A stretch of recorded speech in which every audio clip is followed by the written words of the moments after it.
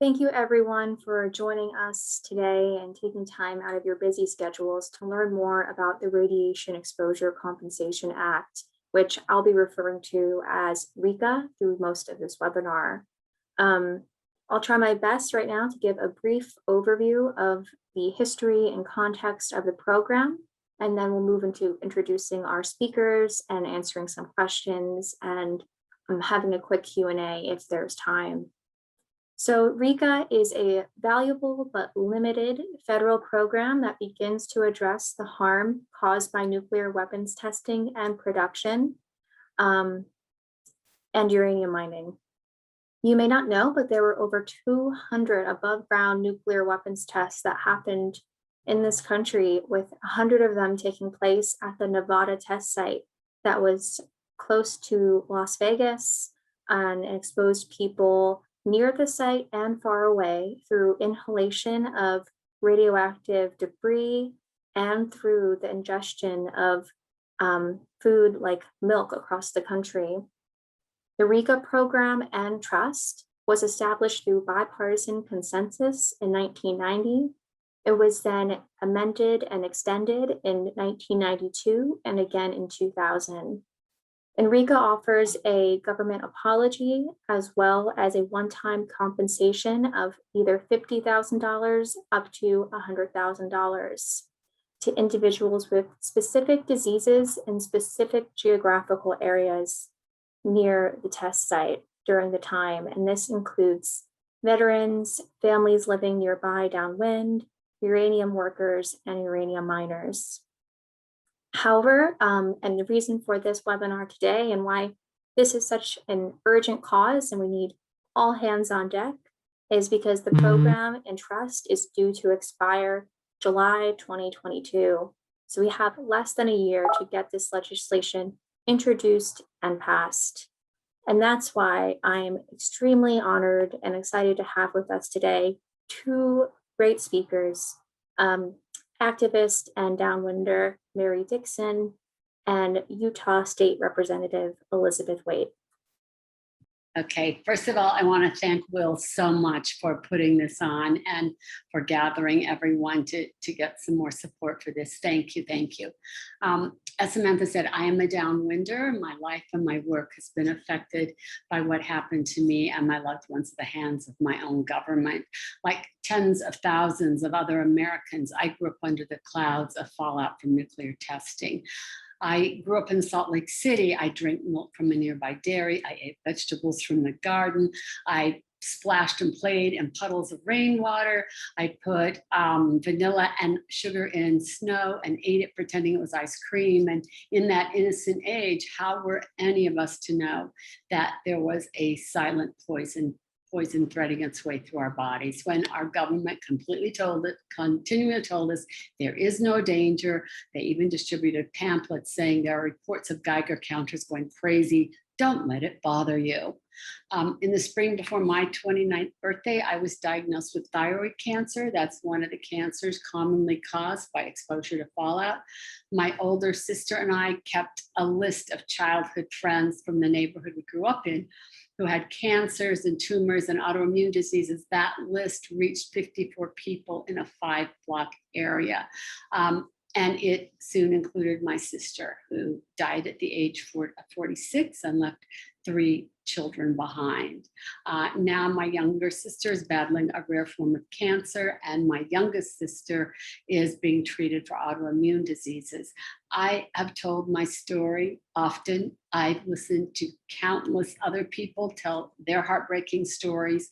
We are all veterans of the Cold War. Only, as my friend said, we never enlisted, and no one will ever fold flags over our coffins. What's frustrating to me is that so few Americans, including elected officials, know the extent and the staggering cost of America's nuclear past. Fallout didn't respect arbitrary lines on a map. It was picked up by the jet stream and carried across the country, where it fell out in the rain, in the snow, and worked its way into our bodies and the food chain. Studies that have come out since the passage of RECA in 1990 show how many communities were impacted by radiation exposure to Many of us have become ill. Too many of us have had to mourn and bury the dead. And sadly, the overwhelming majority of downwinders will never know they are. The Cold War, I have to stress, had casualties. And we are the unwitting veterans of that war. We were patriotic Americans who we learned were considered expendable by our government. There's no question that the government killed and sickened many of its own people. They knew the facts and they lied to the public for decades. We've worked for as many years as we have seen passed since 1990 to expand that very limited RECA. It offered $50,000 to downwinders or their survivors who could prove that they lived in one of 23 rural counties in southern Utah, northern Arizona, and southeastern Nevada during certain years and had one of 18 kinds of cancer. Funding for that program, as Samantha said, is set to run out a year from now. For downwinders who have suffered for decades and are burdened with huge medical bills, time is literally running out. I've lost 4 close friends this year who saw their cancers return. One of them was the man I worked with the longest, who devoted his life to trying to expand compensation for downwinders. Sadly, among all the downwinders I've worked with in Utah over the years, I'm the only one left. For the others, it's too late. Too many sacrificed their lives and their health for their country. The bipartisan bills that we are seeing introduced in the House and Senate that will extend and expand compensation are a major step toward long overdue justice. To me, this has always been a matter of morality and social justice. With funds for RECA sunsetting in just a year, there's a real urgency to educate people and to pass these bills, because this is not a story from our past. Not only are the human costs of testing staggering, but they have not ended. People are still getting sick. Their cancers are returning. Their other health complications are showing up. The genetic damage is passed on to other generations, and the medical bills all the while keep piling up. We are still living with fallout, and Congress now has a unique opportunity to right the wrongs of the past. Thank you. Thank you so much, Mary. Representative Elizabeth Waite is with us, and she is a state director for the Women Legislators Lobby, and she is a Utah state representative who is a 6th generation Utahn who just wrapped up her, and correct me if I'm wrong, her 3rd term in the legislature. And before running for office, she was a high school teacher for 30 years. Representative Waite, I'll let you give your opening remarks. Thank you. And thank you also for hosting this and organizing this. This is a topic that I think should be and is important to every single Utahn who knows about it. I grew up seeing the discussions and seeing films from time to time, but I always wondered, and there was never the kind of discussion that we now do in schools as part of our education programs. And that's something that's become really important to me, just understanding the extent of this topic as it still affects and is still raises questions, not only about the radioactive fallout from these tests, but just the whole accountability and transparency and trustworthiness of our government, which has now become a real topic because of things like this. And it's time that with passage of bills like our bipartisan resolution in Utah, and that step to appeal to our congressional members,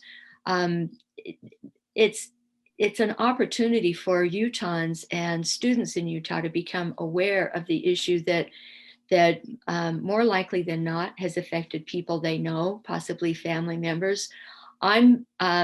I had a family member who died in her early 20s, leaving behind a young child. And we've just put together pieces of possibility of her having been exposed.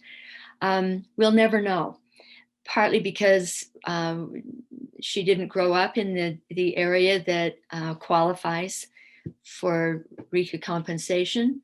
And we never thought to ask that question. She's been gone a long time now, but for me, it's made me wonder how many people in Utah have had that question, just been kind of haunted by the possibility. And when cancer comes up and the expenses, then it raises that question even more. But alongside that question, it raises, again, that whole topic of our interest and desire to have faith in our government, that it will not make us victims of testing such as this, but when mistakes are made, that there's a route and an understanding for them to acknowledge and take accountability. So let's see, I'm just looking to see, we'll be talking about some of the other questions in a few minutes, but that's where I am. I'm newer to this than Mary, but I'm just grabbing the opportunities that I have as a state legislator, and that others in Will and other lady legislators have, to work in our states and help people understand and even make it part of our civics education because of that issue of how government fits in to this picture and other pictures. So thank you. Great, thank you so much, Representative Wade. And moving into some of the questions that we've prepared today. First one for Mary. For someone who is not familiar with RECA, what does this extension and expansion mean for those impacted individuals and those families? Well, mostly it means that it will be extended to include 7 states, Western states. It would include all of Utah, Arizona, Nevada, Idaho, Montana, New Mexico, parts of Guam. So that's huge. That's huge because people in these areas were heavily, heavily impacted. It would also mean that it would increase the amount from 50,000 to 150,000, which would go a long way to helping people pay medical bills. It would make a huge difference to downwinders. But as much as the compensation, which when RECA originally passed, H.W. Bush, it was his administration, he called it partial restitution. It is only partial. We have to remember that. Like, how can you ever compensate someone for a life lost, for their health lost? You really can't. But what it also means is not just that apology, but a recognition that far more people were affected than were ever compensated. And there are still, even if this passes with those 7 states, there are still more people across the country who are affected. So I think it represents justice, and that's probably as important as a compensation. Oh, totally.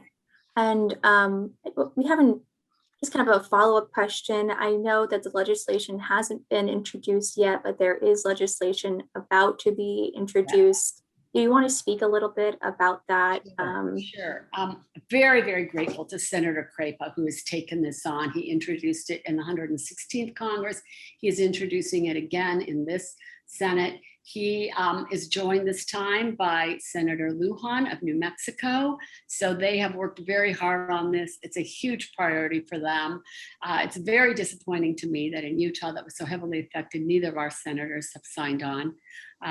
Also, there is a bill being introduced by Senator Ledger Fernandez in New Mexico, or Representative Fernandez. So the House bill she will introduce will be very similar to the Senate bill. Again, this is huge. They've been working closely with downwinders, with groups who are real allies, and we are very hopeful that will be introduced this week or next. Yes, and we will definitely send out an action and an update to our members when that is introduced, so we can make sure to get more co-sponsors and get this Right. rolling before July 2022. All right, Representative Wade, question for you. How did you first find out about the history of nuclear testing and the effects on radiation in your state? I actually grew up seeing films of the open air nuclear testing in school. And they were being shown to us as students to portray this magnificent power source and this magnificent scientific accomplishment. But in those films, and they were black and white, but they're actual films that were taken during the testing. They showed soldiers in trenches with the whole landscaping blowing over the tops of those trenches when the test bombs were ignited.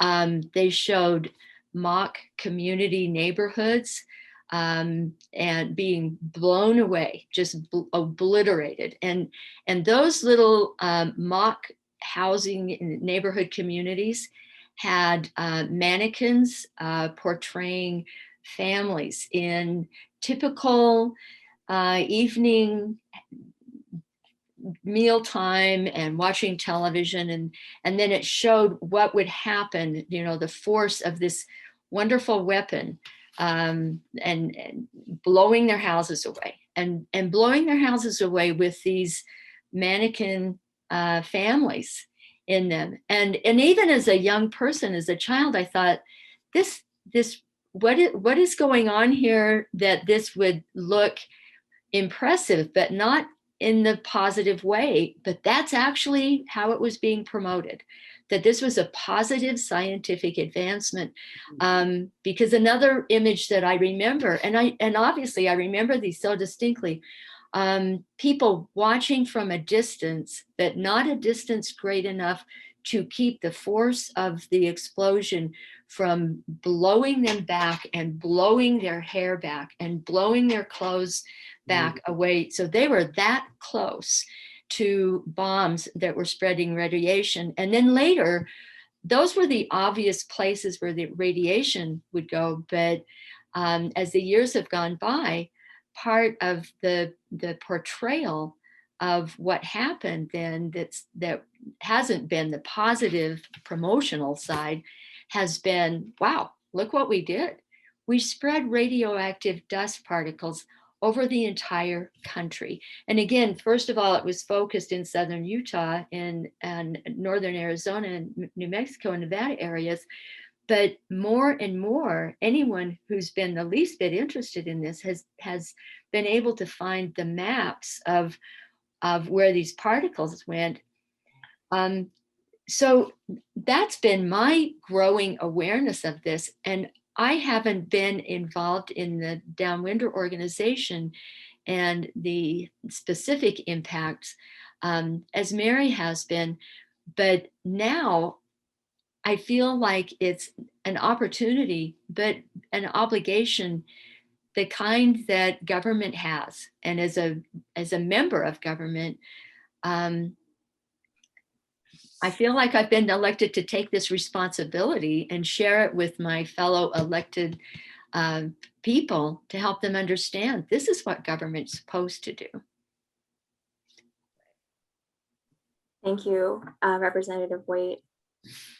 And Mary, back to you for a question. And in 2007, you wrote a play called Exposed, which debuted in Utah, and it delved into the dangers of nuclear testing and the government cover-up that followed.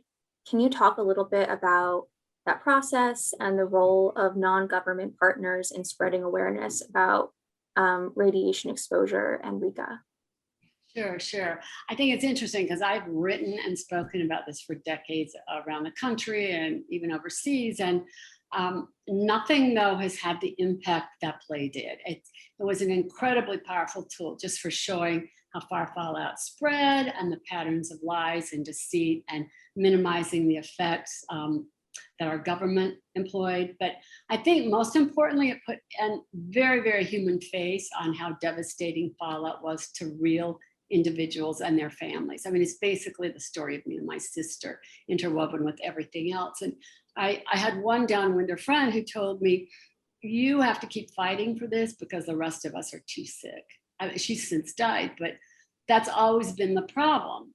Those who are most affected are too ill to work for justice, to work to raise awareness. So I think I feel like you do, Representative Waite, just an incredible obligation to keep doing this work, as hard as it is and as painful as it is.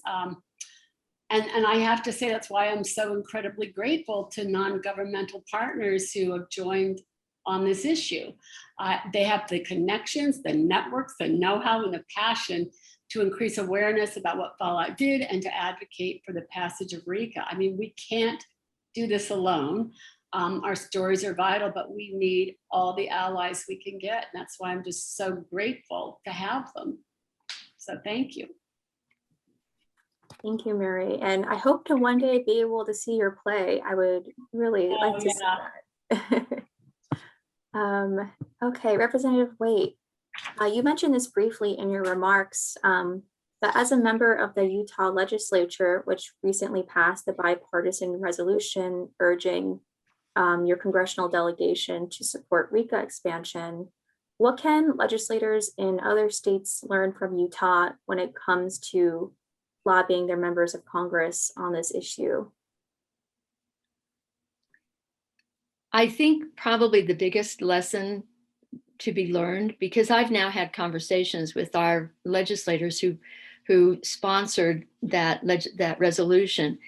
When we voted on that resolution in just our last session, the 2021 session earlier this year, I had not been aware of that resolution. And when I saw it come up, I was so excited. And when I talked to Representative Owens about it, Doug Owens, who is our state representative here, I've learned the network of people that he's involved with. And it's just made me realize that you take a step at a time and broaden the network of people that not only know, but that you're working with.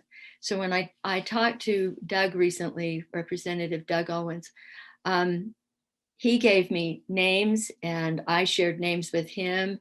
And now I'm working on a list of names of people in government and in other organizations. But even as a retired teacher, I'm working on civics education, and I see it as a really fundamental piece of conversation in civics education to help kids understand the role of government and their role as active participants with their elected people. And that might sound like it's outside of the purview of this particular topic, but in our discussions about civics education, it's exactly the kind of thing that allows people to make those personal and family connections and see their role in their neighborhoods and with their local governments, with the state government, and then helping the state government bridge the issues into the congressional level. So I'll be working now to contact particularly our senators right now, because that bill is further along than the House bill. It all links directly back to Utah neighborhoods and Utah families. And when Mary just mentioned the genetic, now we know more and more about the effects on the genetic and cellular level of incidents like open air testing of radioactive weapons. Thank you so much, Representative Waite. And Mary, question for you. There's a common saying in policy advocacy, nothing about us without us, meaning that no policy should be decided without the direct participation of members in the affected group. How should those interested in advocating for this issue start their advocacy in a meaningful and respectful way? Great question. I do feel that it is critical that downwinders be included in any policy decisions. Obviously, we're the ones who battled cancer. We're the ones who buried the dead and lost family and friends. We're the ones who have lived this issue. I mean, it's our life. And our stories, I think, are so incredibly powerful, and they are some of the most effective tools, and they need to be included in any kind of advocacy. We've had representatives and legislative directors for Congress people tell us the thing that reaches them the most. You can give them all the statistics in the world about the number of people likely impacted and all the studies, but it's the personal stories that will touch them, that will make them act. So I think that's incredibly important. And I think in order for advocates to be like respectful I think it's all about recognition and inclusion. That's what makes advocacy work meaningful and respectful, and just being cognizant of that, I think, is incredibly helpful. I love that saying, nothing about us without us. That's good. That's good. Yeah. I actually learned that from the disability rights movement. That's a big part of their, so giving credit to them. But and I actually have a follow-up question, and it kind of goes to Representative Waite's story about her relative, that so many people don't necessarily know that they are, potentially impacted by radiation in this way. Is there certain ways that people can start to investigate if they were in fact impacted, even if they weren't in a RECA covered area as of now? Well, I think it's really important to look at the work that's been done, the research. There was a study in 2019 by a researcher from the University of Arizona, who's now in Denmark, but he said that up to 500,000 people, largely in the Midwest and the East, likely died as a result of fallout contaminated agriculture. I think there are so many studies now that people could look at. There's that 1997 National Cancer Institute study. That's where this map is from with the red and blues, that showed that virtually every county in the continental US got some level of fallout from testing. And they predicted that up to 212,000 people would likely develop thyroid cancer as a result of testing. So those are big numbers, and that's only one kind of cancer caused by fallout. So that doesn't take into account everything else. There's a lot of information out there. Richard Miller, who did the map that you'll be sending out later in this, I could show it to you on here. I don't know if you can see it. That's his map of where it went across the country.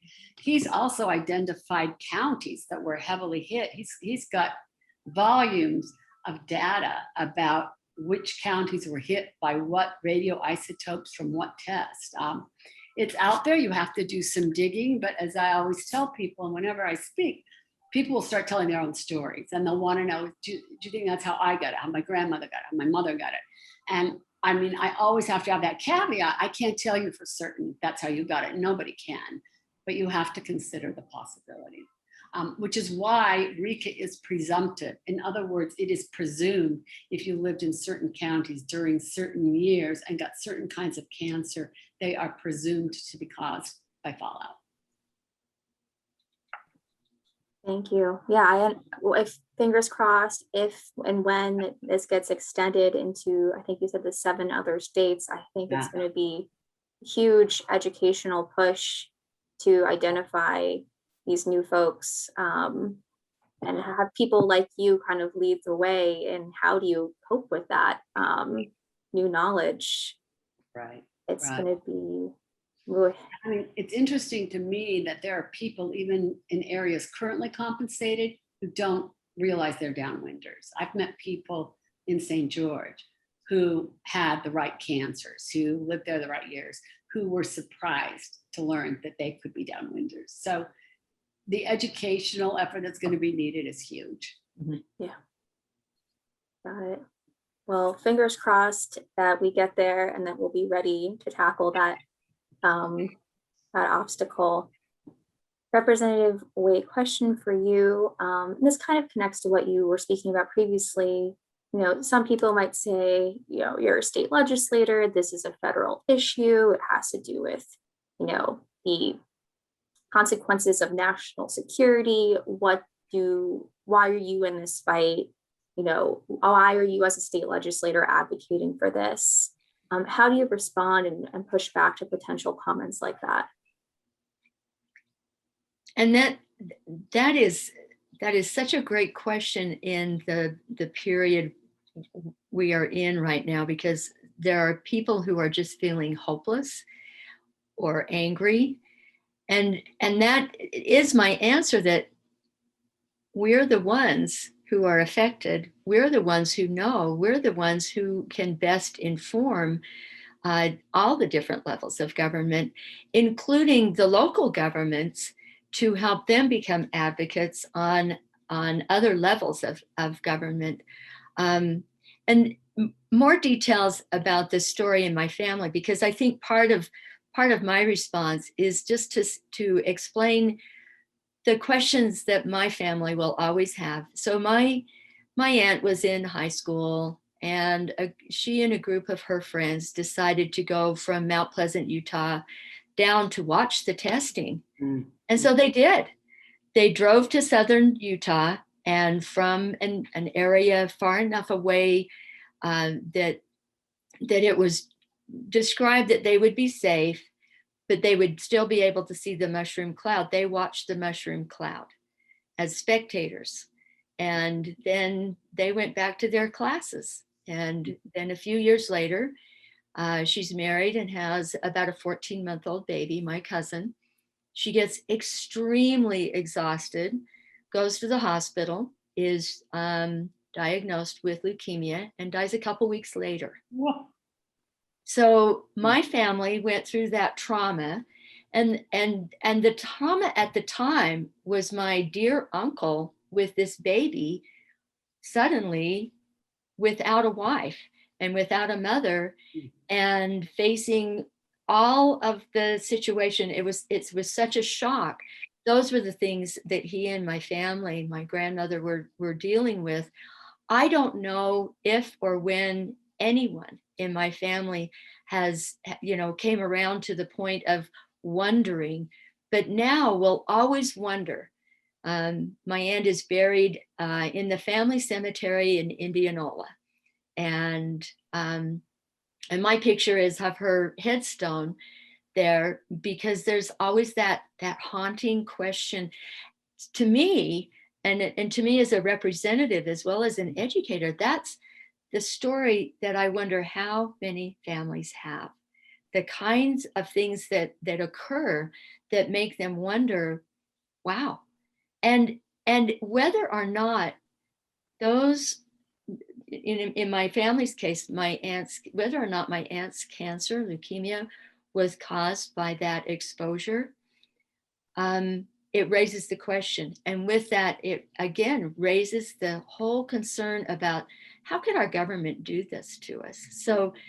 So it comes from family, it comes from local government, it comes from state government, but it's to our congressional people that we're the representatives. We state representatives are the representatives of the Utah families to the federal level, to portray those stories and portray them on a personal level, where there will always linger questions, and where there are probabilities and certainties, like in Mary's neighborhood.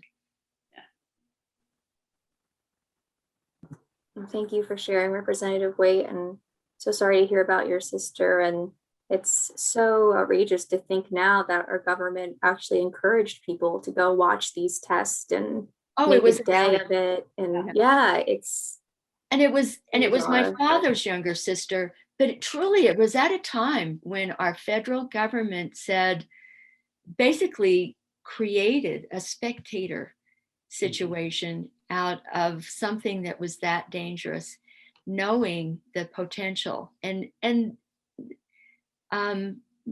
we don't want to think of our government that way. Yeah, it's a scary thought for sure, but it's a good thing we have, advocates and good elected officials who are ready to, right the wrongs of this and, make sure that justice can be delivered. And I think I have one more question for Mary, which is, what can state legislators do in their own communities to make sure that impacted communities get justice, or even find out if members of their community have been impacted by these nuclear tests and uranium mining and processing as well? Yeah, I think state legislators, can play a very powerful role. Education is key. You first have to kind of educate yourself, find out how your community may have been affected. I think it will surprise you how many people across the country and in your own communities were. Find some of those people, talk to them, get their stories, share those stories. As I said, most downwinders have no idea they are. Help them learn. I think that's really important. I liked what you said, Representative Wade, about making it part of education. It's not included in our history books. People don't know it. I think, and that's a huge problem. It's important to know this, very important, or it can easily happen again. I think that the introduction of a resolution like the Utah State Legislature did was very useful, very important. I mean, when we've met with congressional representatives and others, we're able to say, this is the will of the people. Our state legislature passed this resolution supporting this. So it gives you that tool to say, this is the will of the people. I think it's also, you can use Utah's resolution. I know there have been some other states that have asked for copies of that. That's important. I think that if you're part of one of the Western states, I know we have the a Western state, a Western Association of Governors. They signed a letter on the previous bill Senator Crapo introduced, urging that it be passed. They are willing to do that again. If you're in one of those states, make sure your governor's on that. Again, this is a bipartisan issue. It affected everyone. I think that's important. I just think the more ammunition we have like that to share, the more helpful. You could even sign on to a letter from your colleagues in your legislatures to urge your congressional representatives to become co-sponsors of the bill and to support it. I think they will listen to you. You will hold sway. It's very helpful for us if you contact them. That's very important. And I would even say you can contact congressional representatives from other states. I know the Senate Judiciary Committee is going to be very important in getting this passed. So don't feel you only have to contact your own representatives, but as a lawmaker, you hold sway. So use it. Great. And just to add on to that, that we will actually be sending a letter around for women state legislators to sign on to, urging their members of Congress to support RECA extension and expansion. And that will be introduced soon with the congressional legislation that will hopefully be introduced in the next week or so. So we hope to have those coincide.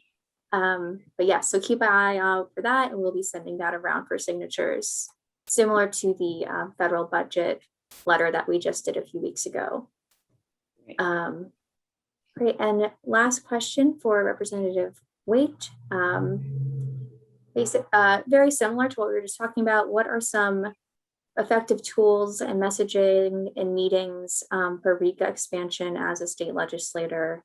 And I will say that we will be advocating for RECA at our national conference this fall. It will be one of our policy priorities. So we hope to have a big push this fall to make sure that that gets passed by the deadline. But is there anything helpful, Representative White, that would be an effective tool for you as a elected official lobbying to Congress? So this is kind of the flip side of what Mary was just talking about in terms of people taking their stories and appeals to their elected representatives. When we as state legislators talk to our congressional delegates, those same stories, those messages, the words of people who have been touched by this and people whose families are still experiencing and will always experience the loss and the future of kids whose families have been, so now we have this whole context of families in Utah who will always have those stories. Those are pretty effective in helping our congressional, in messaging and helping our Congress people get it. Just understand the depth and the impact and the realities for the people they're elected to represent. And sometimes we don't feel like they have that sense of us, but they actually listen better when we have those personal references. The listening just plain shifts when you have the stories of the families that have been impacted. I think tools like Mary just described, just bringing up the voice of the people as represented in resolutions like the one we've passed in Utah. I think those are really effective because then those are governmental partnerships with the people speaking from the state to illustrate that this is the direction we really do want to see. And again, I'll always go back to education, that this is an opportunity for government to show up in ownership of history, but also ownership of accountability and responsibility and obligation to the people it serves. Thank you, Representative Waite. And as we move forward into the lightning round of, have a few questions. If anyone has any questions, please feel free to drop them in the chat or in the Q&A. I will be getting to those in a few minutes. But for lightning round questions, Mary, who is the most important person to influence, in your opinion, ensuring RECA is expanded in the year left until the program expires? Again, I think it's very important for members of Congress, especially those from the states involved. I think that's critical. But that Senate Judiciary Committee is going to be key because RECA is operated out of the Department of Justice, so it falls under the Judiciary Committee. I think it's very important for them. I know there was a hearing of a subcommittee of the House Judiciary Committee a month or so ago, and I was really surprised, pleasantly, that all the people on that committee expressed support of this. I thought that was very hopeful. It didn't matter what party they were. They expressed support of doing the right thing. So I think reaching them is going to be key. They need to hear from people. They need to hear from a lot of people. Sometimes I had one senator tell me it only takes 10 letters for me to really pay attention to an issue. They need to hear. They're dealing with a lot of things right now. Let's face it, these are very difficult times. They're dealing with a lot of issues. So for them to get this on their radar, they need to hear from people. And same question for you, Representative Waite. Who is an important person to influence in ensuring RECA is expanded and extended?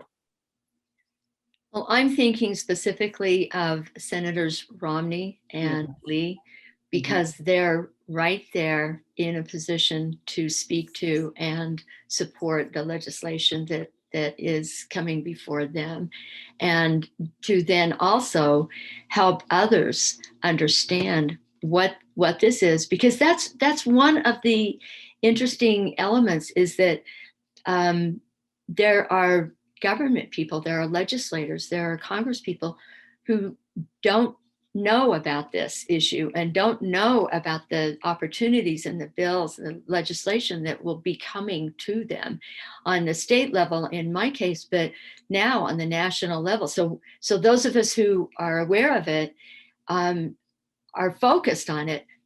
But then on the other side are people who won't have a clue, and all of a sudden they might hear about it. And the more they can have a resource like an informed Senator Romney or an informed Senator Lee or their staff people then the more access they'll have, easy access to the information to help them support, like the members of the committee, of course, because once they know, it's hardly any question about supporting it. Right, right. And Mike Lee, by the way, is on the Senate Judiciary Committee. So that would be one to target. And I'll tell you, Mike Lee is actually one who makes an effort to get 2 meetings with Will when we meet. Really? So yes, Good. so others, we end up meeting with staff sometimes. But Senator Lee is one who tries to get to his office or tries to get out. We have been able to meet with Senator Romney as well. And on this particular issue, I think he might be really interested to talk to us. Yeah. So. Fingers crossed. And next question in the lightning round. So looking forward to a future where RECA is fully expanded and extended in 2022. What is the next step in righting the wrongs of nuclear weapons and achieving nuclear justice for victims? Mary, you mentioned before that this is only a partial justice. And what would be the next step after a RECA expansion? Well, I think the most important thing is to get the word out to people who may qualify, because it's not like there was ever some big outreach campaign conducted to say, attention people in this area, you may be a downwinder if you have one of these 18 kinds of cancer. If you lived in this area during these years, you should look into making an application for this.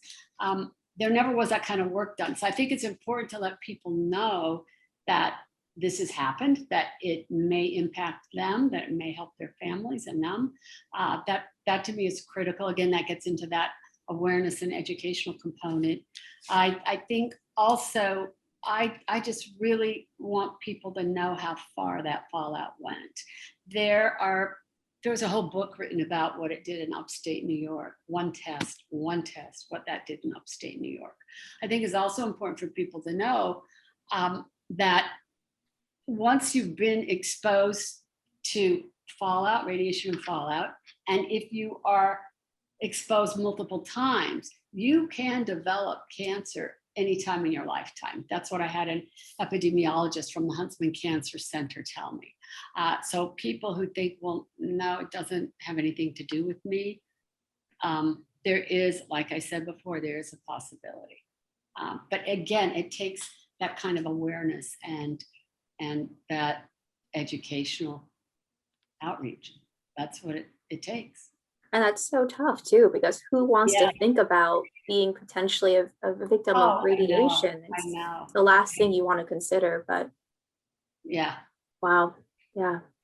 And Representative Waite, what do you think is the next step as, a state elected official, hopefully, fingers crossed, when RECA is expanded in 2022? And my response is generally the same kinds of things that Mary just stated, just increasing public awareness, but also public engagement around this. And then again, going back to my education background, right now, our State Board of Education is in the process of revising standards for grades K through 6 in social studies and civics. And there's actually a discussion, and I'm part of that group, to clarify what the standards of learning and standards for civic engagement are for kids in our state ages 5 through 12, K through 6. And this is the kind of topic that in our discussions, it's not a matter of the blame and accusation, but how do we learn from this? And that's an engagement process, and that's a purpose for engagement, that this happened. This is a reality, and helping our students and helping our general public understand realities happen with government decisions. So what do we do with that? And what do we do about that? And what is our individual and what are our neighborhood roles in that. So because of that opportunity now with our civics standards in our state, that's a next step, as well as in all of our public and constituent outreach to help them understand. You might not have heard of this, but it's real. It's part of the history of our state, it's part of the history of the region of our country. But guess what? We now know it's part of the history of our country, and particularly where nuclear weapons are evolving, and we've got ideas for newer and more glorious nuclear weapons. Maybe we want to think about that and make that a part of the education discussion so that it can become part of responsible and responsive government. Great, wow, and please keep us updated on that process, give it into the civic education. I'm sure other states too would be really interested to learn the outcome of that and maybe replicate it in their states as well. So thank you for that. And I am now, unless there's any other comments, going to move this into the Q&A portion in the last few minutes that we have. I have a question for Representative Wade. It says, you mentioned that issues like this affect people's trust in our government. As you mentioned, government accountability is a hot topic right now, given the insurrection and police brutality, etc.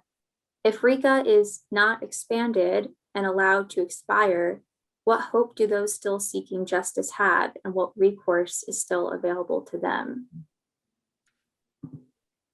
And that's a hard question in this conversation, because we're talking so hopefully about the expansion of RECA. But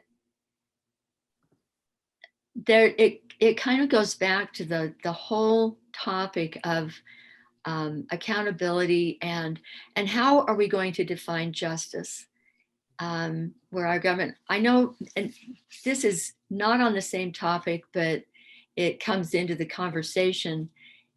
We have a museum near the location of one of our internment camps in the country. We had a Japanese internment camp in Utah during the Second World War.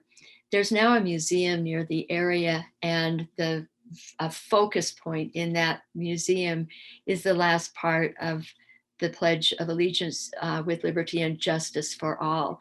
And the question that comes up in that is, we're talking about justice for all. So let's talk about that. Let's define that by the actions that we take as people and the actions that we expect taken by the government that we elect and that we want to identify with. So that's where I take that conversation. If we don't expand RECA, then what do we do? And it is a big conversation, but it's a responsibility. And that question kind of caught me off guard, because right now I'm thinking, of course we have to maintain, expand, and RECA, because there are people waiting for that, not just the compensation, but the recognition, and possibly more than the recognition of the impact on their lives forever. And this expansion, I think, would take it in our resolution. I think it extends to 2047, 2048.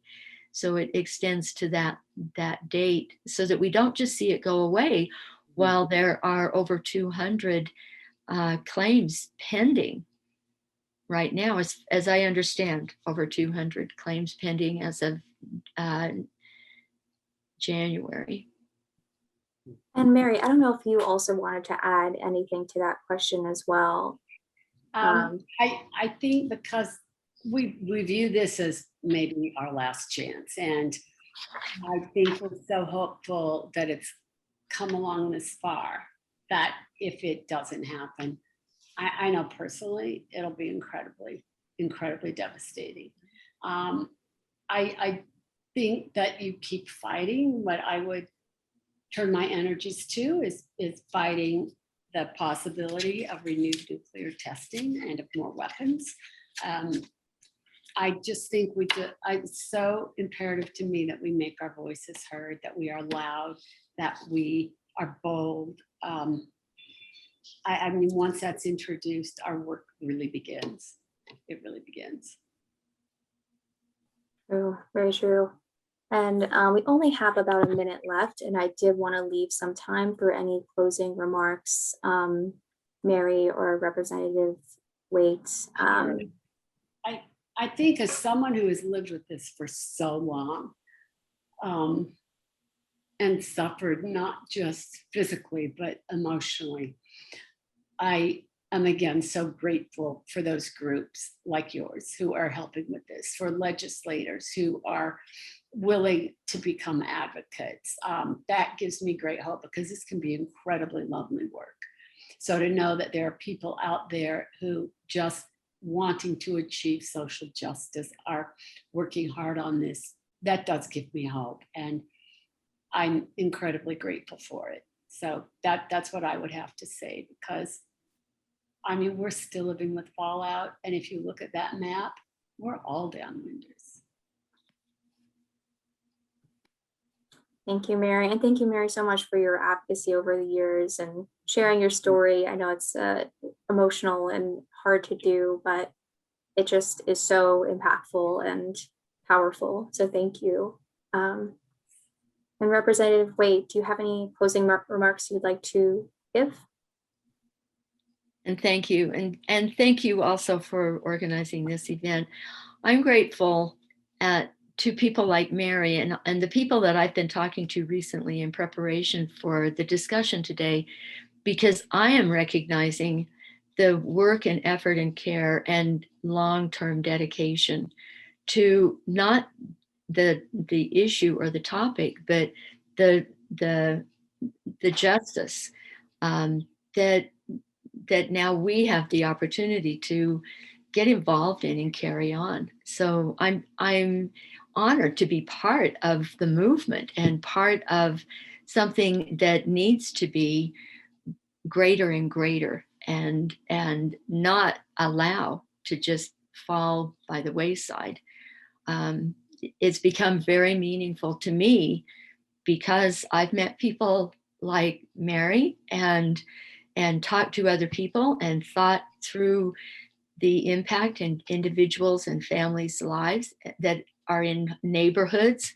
So now it means that much to this person, and I want to help others have that same sense of hope as well as obligation.